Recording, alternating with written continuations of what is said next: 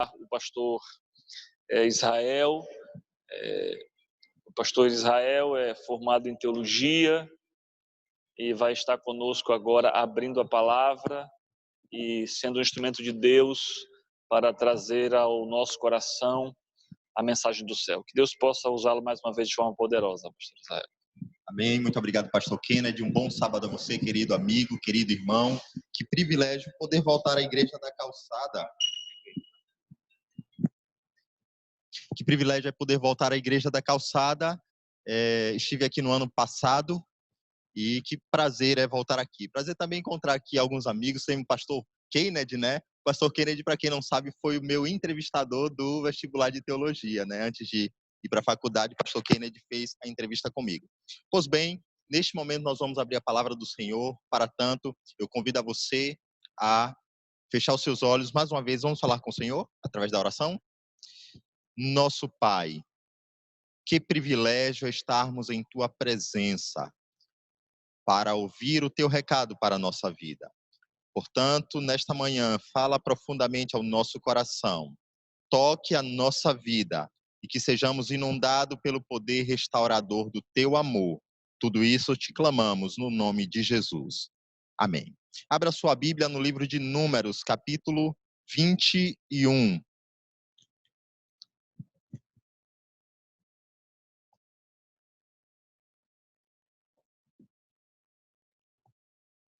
Livro de Números, capítulo 21, vamos ler a partir do versículo 4. Antes de lermos o versículo, eu quero te dizer uma coisa que poucos sabem.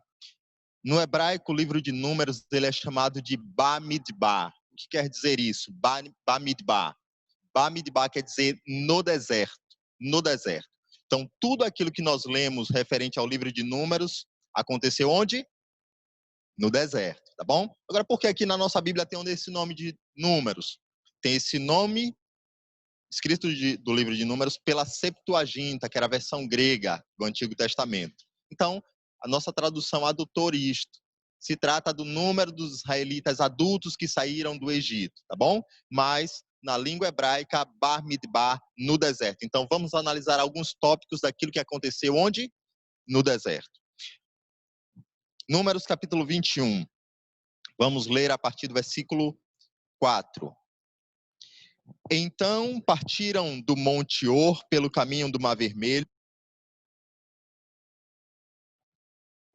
Porém, o povo se tornou impaciente no caminho. E o povo falou contra Deus e contra Moisés: Por que nos fizeste subir do Egito, para que morramos neste deserto onde não há pão e nem água, e a nossa alma tem fastio deste pão vil? E então o Senhor mandou entre o povo serpentes abrasadoras que mordiam o povo. E morreram muitos do povo de Israel. Veio o povo a Moisés e disse: Havemos pecado porque temos falado contra o Senhor e contra ti. Ora ao Senhor que tire de nós as serpentes. Então Moisés orou pelo povo. Disse o Senhor a Moisés: Faze uma serpente abrasadora, põe-na sobre um haste, e será que todo mordido que a mirar viverá. Fez Moisés uma serpente de bronze e a pôs sobre um haste. Sendo alguém mordido por alguma serpente, se olhava para a de bronze, sarava. No segundo século, houve um teólogo chamado Marcião, e Marcião ele disse que o Deus do Antigo Testamento era diferente do Deus do Novo. Havia uma diferença enorme no Deus apresentado na Bíblia, na linguagem veterotestamentária, e do Deus apresentado na linguagem neotestamentária. Marcião disse que o Deus do Antigo Testamento era um Deus punitivo, vingador, era um Deus bravo, era um Deus que sempre estava agindo por meio do fogo. E quando nós vemos, assim, inclusive os relatos do povo saindo do Egito, não poderiam nem tocar o monte, porque senão morreriam fulminados. Então esse Deus punitivo, vingador, esse Deus juiz, era um Deus muito apresentado no Antigo Testamento, e no Novo Testamento era um Deus amoroso. Vocês veem, né? Jesus Cristo, Deus no Antigo Testamento mata, no Novo morre na pessoa de Jesus. No Antigo Testamento era um Deus que falava pela linguagem do fogo, no Novo Testamento a linguagem do amor. E Marcião, ele traz isso para a igreja daquela época, no segundo século, só que a igreja imediatamente trata de excomungá-lo, né? Marcião, ele é tido como um herege. Agora, irmãos, embora os ensinos de Marcião foram tidos como heréticos, ainda hoje esses ensinos permeiam muito do pensamento que nós temos. Porque a grande verdade é que hoje muitos de nós pensamos, puxa, porque Deus no Antigo Testamento agia de uma forma e no Novo de outra. E nós que vivemos hoje esse momento contemporâneo, nós pensamos, e parece que a forma de Deus agir hoje é muito diferente, tanto da do Antigo quanto do Novo e nos nossos dias. Eu quero te dizer que a Bíblia nos diz que Deus, ele não muda. Deus, ele não muda. Deus, ele foi ontem, ele é hoje e será para sempre Deus. Ele não muda. E eu peguei exatamente esse texto do Antigo Testamento que mostra aparentemente esse Deus bravo, Deus que manda serpentes, para nós analisarmos e vermos o ato de amor de Deus nesse texto. Vejam, o povo de Israel foi tirado do Egito com a forte mão do Senhor. Deus, ele, quando tira aquele povo, foi diante da ditadura de um faraó que não queria libertar aquele povo. Aquele povo, então, anda pelo meio do Mar Vermelho. Aquele povo, queridos, viu coisas que nós não vimos. Aquele povo contemplou coisas que nós não contemplamos. E quando eles observam tudo aquilo, na trajetória para a terra prometida, eles teriam que passar pelo deserto. A trajetória iria durar 40 anos. E, amados, deserto é deserto, deserto não é oásis, deserto não é um litoral. Acontece que no caminho do deserto, eles encontraram alguns empecilhos para provar-lhes a fé. Só que o povo de Israel constantemente estavam reclamando das ações de Deus. Reclamavam do calor, reclamavam do frio, reclamavam da poeira, reclamavam se tinha água, se não tinha. A todo momento o povo estava reclamando das ações de Deus. Deus estava conduzindo e guiando. A Bíblia nos conta que à noite existia uma coluna de fogo para promover calor, para espantar os animais peçonhentos. Durante o dia existia uma coluna de nuvem para prover sombra para aquele povo, mas o povo estava sempre reclamando das ações de Deus. Diante das reclamações de Deus, o povo também reclama contra Moisés. E o versículo 5 diz: por que foi que vocês nos tirou do Egito para que pudéssemos morrer então neste deserto onde não há pão nem água e a nossa alma tem fastio, nós estamos cansados deste pão vil. O povo reclama das providências de Deus, inclusive até do pão.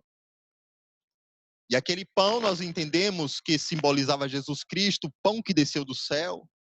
Parece que existia uma amnésia na mente daquele povo, porque aquele povo, irmãos, eles parece que tinham esquecido que no Egito eles eram escravos. E naqueles momentos em que o povo reclama, aí aparece aparentemente aquilo que esses teólogos defendem, muitos teólogos defendem do Deus irado do Antigo Testamento. O versículo 6 é o versículo-chave para entendermos isso. Então o Senhor mandou entre o povo serpentes abrasadoras que mordiam o povo. E aí eu pergunto, será que de fato Marcião não tinha razão quando disse que o Deus do Antigo Testamento era um Deus bravo? Porque esse relato nos diz que o Senhor manda serpentes quando o povo reclama. Ou seja, parece que nós não podemos reclamar das ações de Deus, nós não podemos, em hipótese nenhuma, questionar as ações de Deus. Porque se questionarmos, Deus mandará praga, mandará serpentes. E esse é o típico quadro apresentado por Marcião no segundo século. E amados, vamos nos deter um pouco nesse versículo, versículo 6, quando o Senhor mandou serpentes para morder o povo. Vejam,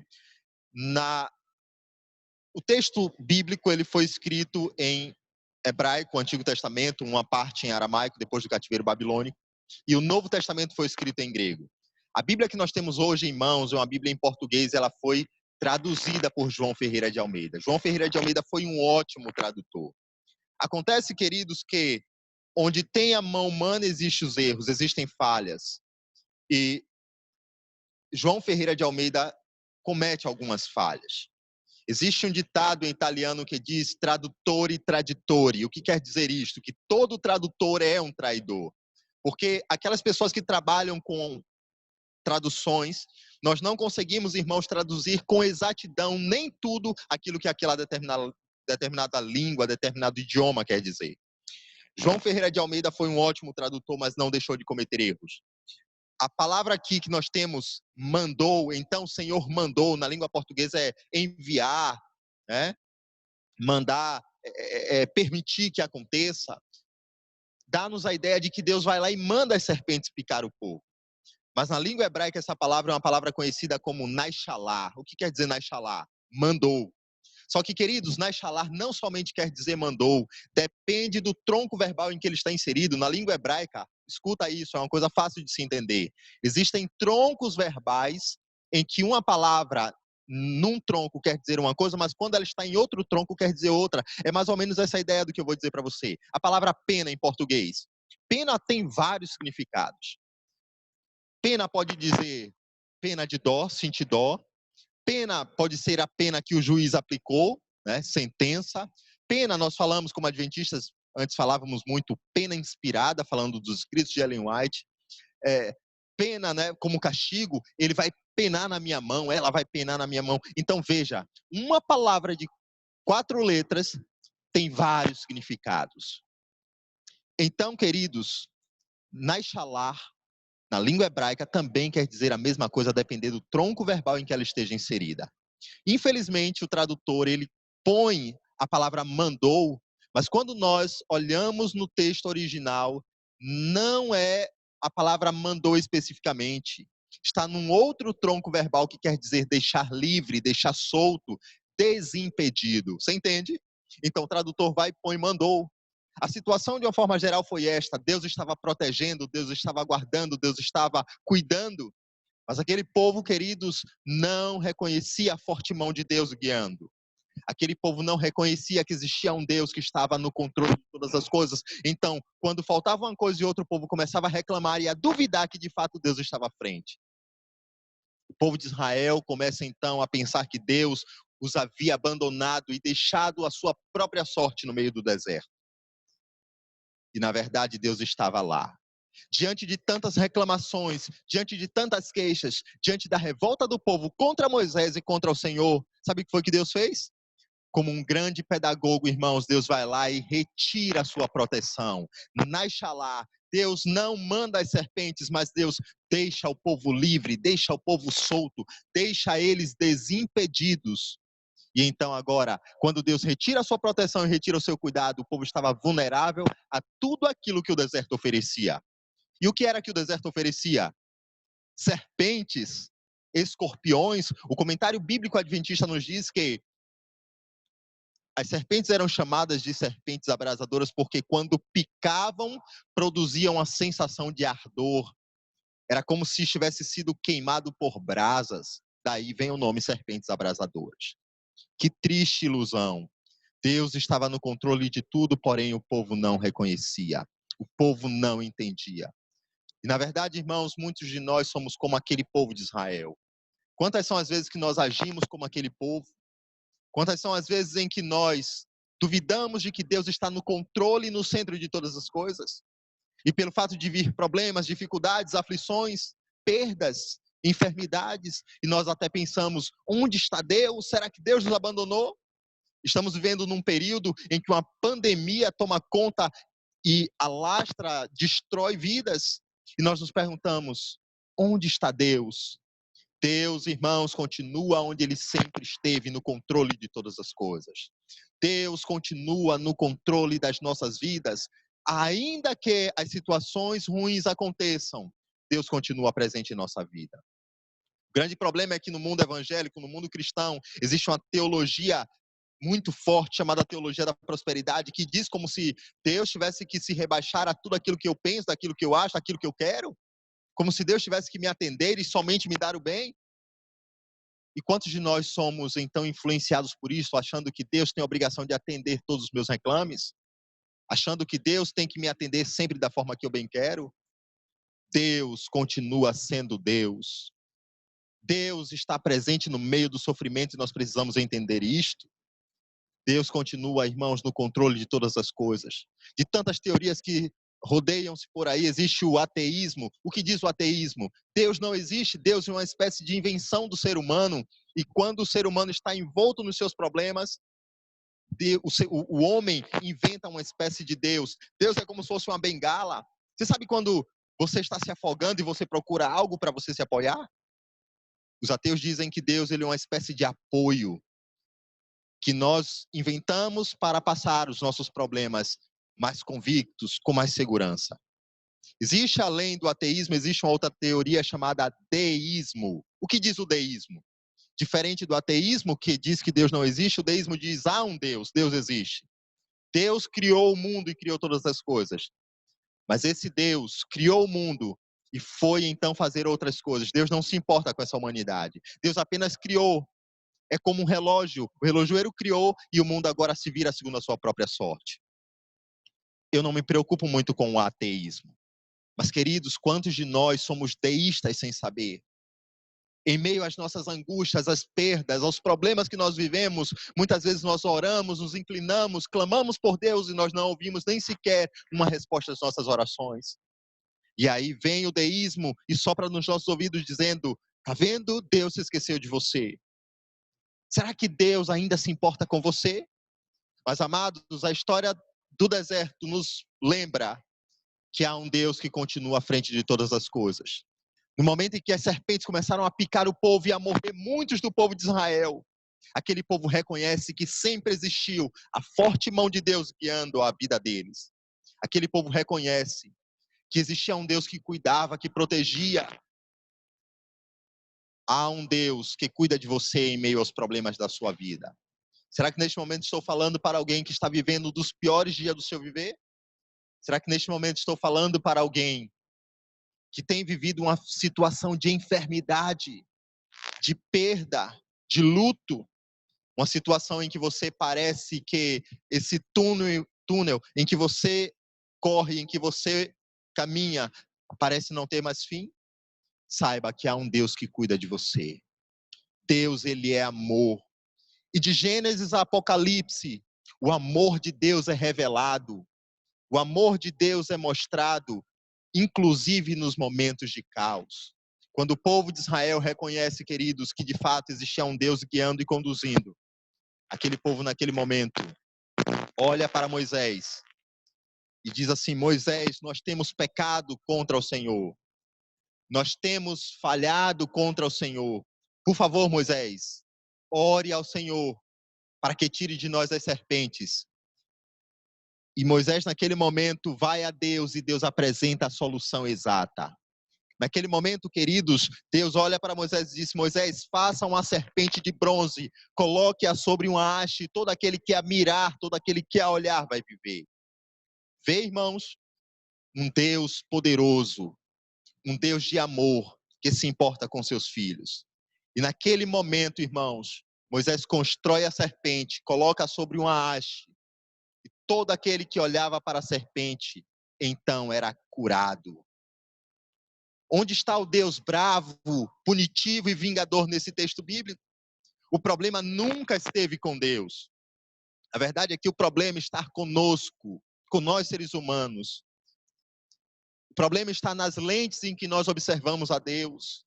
Está neste olhar deturpado que nós temos a respeito de um Deus que nunca falhou e nunca nos abandonou. Nesses períodos de crise, nesses períodos de perdas, nessa época turva em que nós vivemos, entenda que há um Deus que é poderoso e que nunca abandonou você. Será que estou falando para uma mãe que tem chorado dia após dia por um filho que não quer nada com Deus, mas que cada dia se afunda nas drogas? Deus, ele ouve a sua oração. Será que estou falando para um pai de família que perdeu seu emprego e não vê mais como sustentar a sua família? Deus, ele ouve a sua oração. Será que estou falando para alguém que está na depressão e a única saída é tirar a própria vida? Escuta uma coisa, Deus, ele vê você. Não há uma lágrima que você derrame que Deus não esteja vendo. Deus, queridos, ele não é esse monstro pintado por Macião. Pelo contrário, Deus, ele é bom. Ele sempre foi bom. E a sua bondade é manifesta hoje em nossas vidas. E nós podemos ver que apesar do caos, Deus está lá. Não tente ser iludido por uma teologia da prosperidade que diz que Deus só está presente na sua vida quando tudo vai bem. Não é bem assim, irmãos. Onde está Deus, Deus está presente também no sofrimento. Nesta manhã, o irmão Jorge, ele reconhece que Deus está presente na vida dele. Neste momento, ele reconhece que Deus tem sido bom todo o tempo. E a melhor coisa quando nós reconhecemos a bondade de Deus é a entrega completa do coração a Ele. Não há nada, queridos, mais especial do que reconhecer que Deus, Ele é bom, que Ele é poderoso e de que Ele é dono, Ele é Senhor da minha e da sua vida. Não há nada mais especial do que reconhecer que a bondade de Deus toca o nosso coração e assim nós somos chamados a nos render por completo a Ele. Neste momento, talvez eu esteja falando para alguém que ainda não rendeu o coração a Deus através do batismo. Eu quero te chamar a você a refletir na bondade e na misericórdia de Deus. Eu quero te convidar a você a refletir o quão Deus é maravilhoso para a sua vida. E neste momento, o pastor Kennedy e o irmão Jorge estarão adentrando ao tanque batismal para mostrar para todas as pessoas que Deus, Ele sempre foi bom, que Deus, Ele é amor. Será que neste momento estou falando para alguém que perdeu a fé? Alguém que perdeu a esperança? E que tem visto a Deus apenas como um tirano? Ou alguém que não se importa com você? Eu quero que você, através dos olhos da fé, possa reconhecer a bondade de Deus, porque Deus, Ele é bom. Deus, Ele é maravilhoso. Aquilo e a bondade de Deus é refletida na vida dos filhos de Israel. E quando nós olhamos o texto bíblico, aqueles que olharam para a serpente de bronze foram sarados. Neste momento, quero convidar aí o pastor Kennedy para adentrar ao tanque batismal com o Jorge. E nós iremos presenciar uma das cenas mais maravilhosas. É o nascimento de uma nova criatura e o reconhecimento da bondade e do amor de Deus.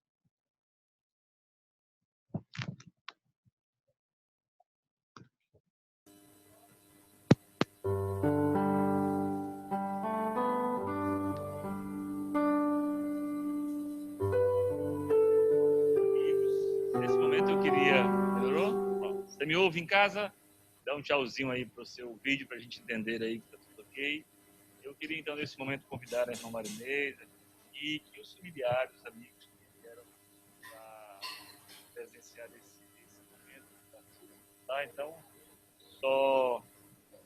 só queria que vocês mantivessem as distâncias recomendadas, mas nada vai impedir de presenciarmos um momento como esse.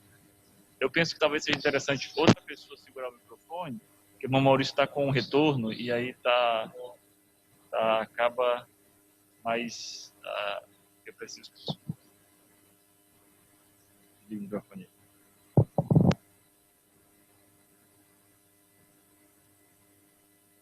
Isai, é alguém conectado no Zoom, Isai. Está controlando a qualidade. Na frente. Muito bem. Eu não consigo achar ninguém. Muito bem, amados. Esse é um momento muito importante na vida do Jorge, da irmã Marinês.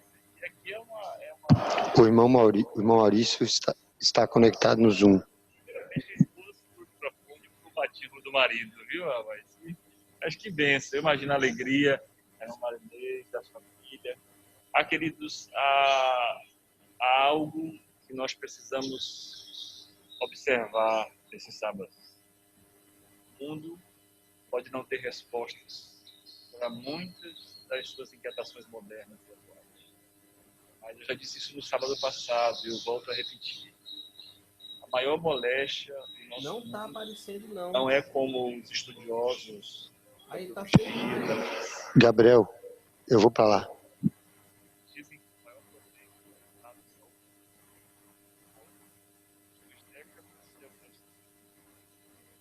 eu posso lhes afirmar em nome do céu que a maior moléstia de toda a humanidade é o pecado. E para esse problema, nosso Salvador já proveu a solução. E a solução é o sangue de Cristo, é o perdão do Senhor. E é isso que hoje, publicamente, diante dos amigos da igreja, presente aqui alguns irmãos, e diante de você que está em casa, nos acompanhando através de nossas transmissões. Bom Jorge, ele está dizendo publicamente: eu aceito o Senhor. Eu aceito o remédio do Senhor para o pecado. Eu aceito a vacina do Senhor contra essa moléstia, contra esse mal. Enquanto nós subíamos aqui a escada, o irmão Jorge dizia da ansiedade dele de ser batizado, porque ele quer sair um novo homem. Sabe, queridos, esse é o milagre de Jesus. Isso é a operação que só o Senhor pode fazer. Ele entra no coração do homem, ele reafirma as suas promessas, ele garante a ele perdão para os seus pecados e lhes dá a certeza de uma vida nova em Jesus. Se porventura você que está me ouvindo aí agora, talvez convidado por um amigo da igreja, talvez você é um amigo da igreja, talvez você veio para as redes sociais de alguém que está transmitindo o culto e você não sabia muito o que era, mas chamou sua atenção porque era um vídeo ao vivo e você acessou a rede de computadores, como aconteceu na semana passada, alguém ali assistindo por um Facebook de alguém que estava aqui na comunidade transmitindo, e a pessoa lhe mandou um recado dizendo que queria estudar a Bíblia, que queria também ser batizada. Então é possível que hoje você seja uma dessas pessoas. Talvez você veio à nossa transmissão, ao nosso culto, você chamou sua atenção por um anúncio ali do vídeo ao vivo no Facebook, você está aí no Instagram, talvez no YouTube, eu não sei, aos nossos queridos que estão aqui transmitindo em suas redes sociais. Mas deixa eu dizer uma coisa para você. Se você me ouve e ainda não passou pela experiência que o irmão Jorge passará hoje, deixa eu dizer uma coisa para você: esse remédio é gratuito e totalmente disponível. O Senhor deseja alcançar o seu coração agora. O Senhor deseja entrar no seu coração, na sua vida, na sua família.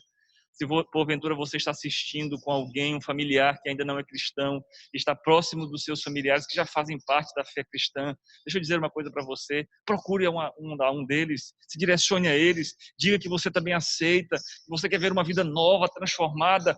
Queridos, não permitamos que o mal roube de nós a percepção da salvação em Jesus.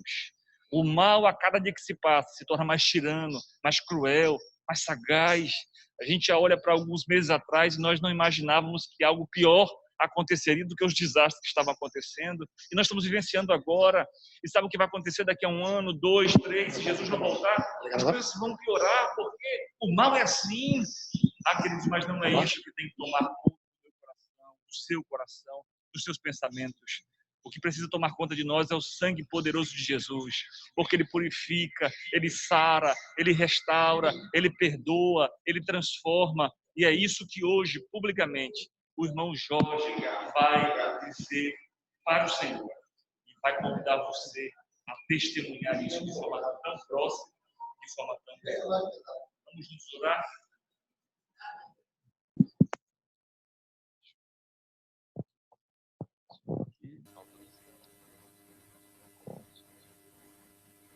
Pai e um santo Deus querido, obrigado, Senhor. Nós utilizamos esse voto e o fazemos em forma de oração, porque nós acreditamos que o Senhor é quem preparou esse momento. Nós acreditamos que o Senhor foi quem idealizou esta hora para que o teu filho pudesse ser batizado. Na vida dele, isso foi uma surpresa. Sabe, na vida da família, eles tinham ansiedade por esse momento há muito tempo, meu Deus. Traz alegria para o coração deles. Mas nos projetos do céu, esta hora já estava escrita. Não porque o Senhor faça uso da onisciência para prever algo, mas porque o Senhor trabalha incessante, não só por esse momento do irmão Jorge, mas pelo momento de cada pecador do planeta. O Senhor já colocou na história deles a oportunidade, meu Deus. O Senhor não obriga, o Senhor não constrange, o Senhor não oprime, mas o Senhor deseja e trabalha para que o homem renda o seu coração a Ti. E isso publicamente está sendo feito agora pelo irmão Jorge. Ele não contém as lágrimas, meu Deus. Sabe por quê, Senhor? É porque o ser humano, o homem, quando não resiste mais ao toque de Deus, ele se derrete em lágrimas diante do Senhor. Porque a maior prova de que o Senhor continua controlando o nosso universo é que corações petrificados continuam sendo terrenos férteis para a atuação do Senhor, para a remissão dos pecados existentes na vida do irmão Jorge, para que o seu nome seja escrito no livro da vida e para que ele seja uma nova criatura, humildemente como teu servo, apenas cumprindo a ordem que o Senhor a nós assim outorgou. Eu agora o batizo e o faço em nome do Pai, do Filho e do Espírito Santo. Amém, Senhor. Cantemos o hino 511 em nossos hinários. Oh, que belos hinos cantam lá nos céus, é que o filho mal ao lá voltou. Deixa que eu canto aqui. E de lá ao longe o pai já abraçar esse filho que ele tanto amou. Glória, anjos mil entoam lá. Glórias ao Messias a fajar. É um santo coro dando seu louvor, Pois se converteu um pecador. Oh, que belos hinos cantam lá dos céus, pois se converteu um pecador. Alma revoltosa, convertida a Deus, deixa o mundo, volta ao Pai de amor. Que festa linda, não é? Algo maravilhoso que aconteceu aqui é o retrato do novo nascimento e reconhecimento de que Deus ele é bom. Será que neste momento estou falando para alguém que se afastou dos caminhos de Cristo? Alguém que há muito tempo tem andado distante do Senhor, mas hoje precisa reconhecer que Ele é bom e passar então pelo novo nascimento? Se você diz, se você acha, se você entende que é necessário hoje voltar, eu quero que você sinalize de alguma forma, coloque aí no seu comentário, a igreja estará entrando em contato contigo e então reaproximando você de Cristo. Neste momento, queridos, se há alguém que por algum motivo deseja e entende que não é preciso mais andar distante do céu, distante de Deus, por favor, coloque nos seus comentários aí, eu quero voltar, eu creio que Deus é bom. Coloque no comentário e a igreja estará entrando em contato com você. Você estará passando pela experiência maravilhosa que é a experiência do batismo, então será uma nova criatura, reconhecendo, sabe o quê? Que Deus, ele sempre foi bom. Deus sempre foi Deus. Por isso que neste momento, nós vamos fazer uma oração aqui. Tatiana? A Tatiana quer voltar. Louvado seja Deus, Tatiana. Isso é maravilhoso. Deus te chama. Deus quer tocar o seu coração, Tatiana. Há alguém mais? Coloque aí, eu creio. Eu creio que Deus é poderoso. Eu quero voltar. A igreja estará entrando em contato, os líderes desta igreja. E eu tenho a certeza que, a partir do momento de entrega, do encontro, você será uma nova criatura. Enxergue que durante todo o tempo sempre houve um Deus que cuidou e protegeu você. Sempre houve um Deus que te amou, apesar dos problemas e das adversidades. Eu quero fazer uma oração com você. Neste momento, feche os seus olhos. Vamos falar com Deus através da oração. Querido Deus, como é maravilhoso saber que o Senhor continua no controle de tudo, apesar das dificuldades desta vida. Colocamos, Senhor, a nossa vida nas Tuas mãos e te pedimos que o Senhor possa nos guiar. Ajude-nos, Senhor, a te enxergarmos com o olhar da fé. Que as nossas lentes, ao te contemplarem, possam ser lentes da fé. Que possamos, Senhor, sentir a Tua forte mão guiar a nossa vida, apesar das dificuldades. Toma-nos em Tuas mãos. Toma, Senhor, a decisão da Tatiana, que sentiu o Teu Espírito Santo tocando e falando ao coração. E disse, eu aceito, eu creio. Que brevemente tenhamos a alegria de vê-la participar do novo nascimento, do batismo. Toma também a vida de outros, Senhor, que estão voltando para os Teus braços, que estão hoje tomando a decisão de se entregar a Ti. Muito obrigado, porque Tu és bom, Tu és santo e Tu és Deus. Nós choramos no doce e sagrado nome de Jesus. Amém. Amém. Que Deus te abençoe e que tenhamos um sábado maravilhoso na presença do Senhor.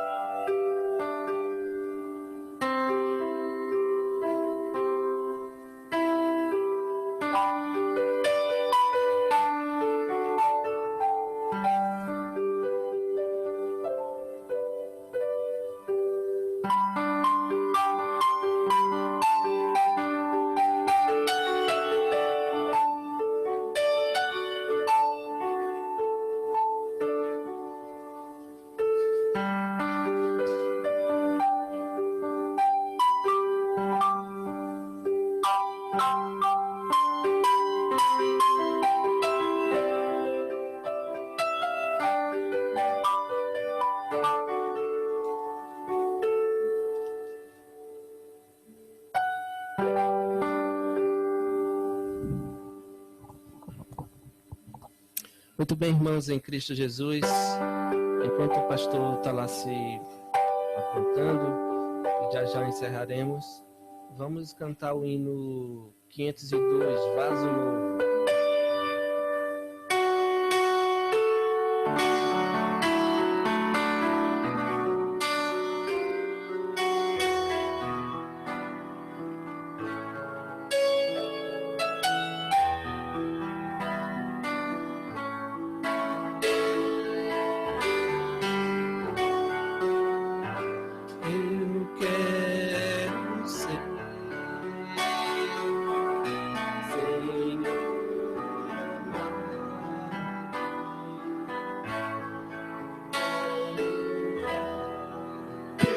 Oi, tá me ouvindo aí?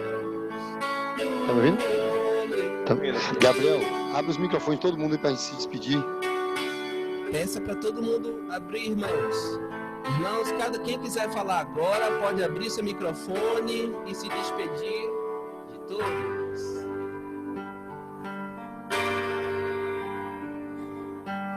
Louvado seja Deus. Deus é bom a todo momento.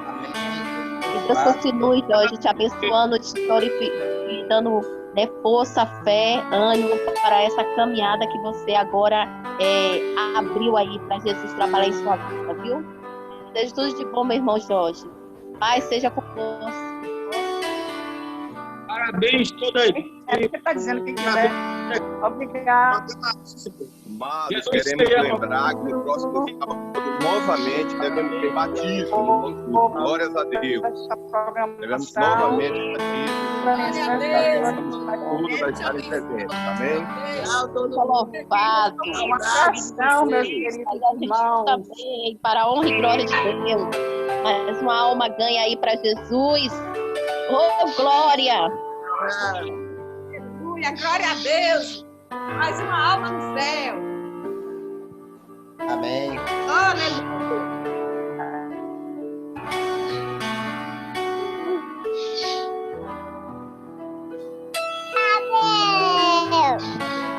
Parabéns, Joy! A sua atitude. E abençoado.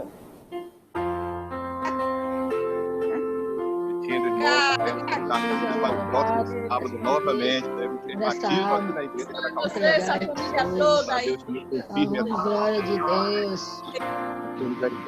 Amém? Minha moto está na câmera. Amém. Unidos somos mais do que vencedores em Cristo Jesus. Amém, irmã. É isso,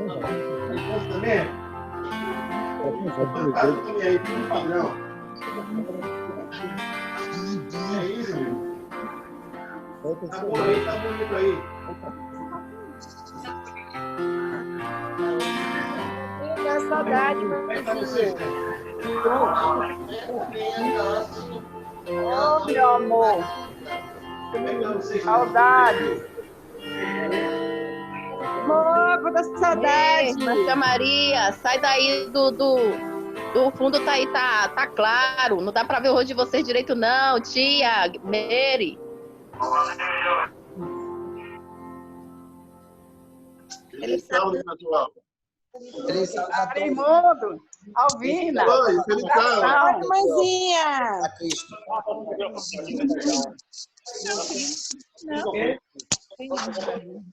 Xará. Feliz sábado. Oi, tudo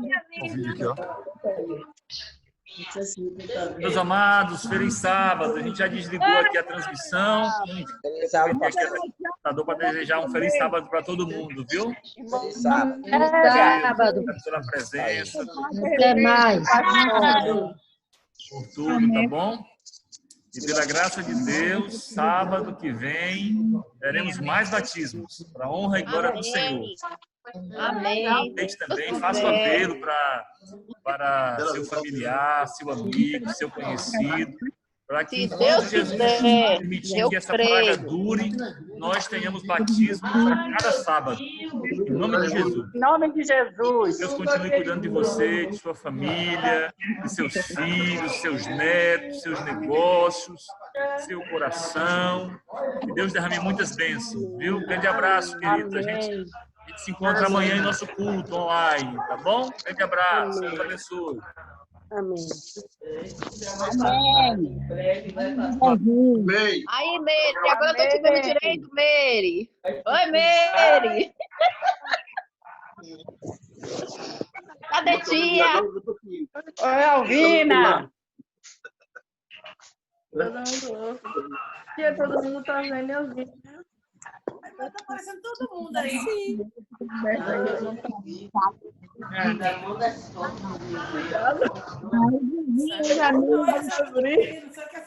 Irmão de Deus, na fé. Tava fazendo tudo. Por que não? Todos que estão desempregados, que Deus abre as portas do trabalho, do emprego. Sábado, graças. A saúde, quem precisa, a educação, tirar o medo. A câmera tá desligada.